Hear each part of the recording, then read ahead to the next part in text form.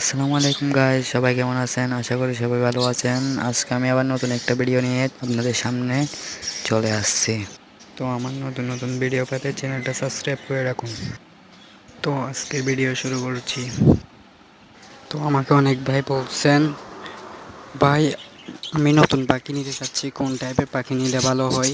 তো তার জন্য আমি এই ভিডিওটা বানানো। তো আপনার জন্য সবচেয়ে ভালো হবে ক্লাসিক বাজিগার। এলবিনো বাজিগার নিতে যাবেন না, লুটিনো বাজিগার নিতে যাবেন না।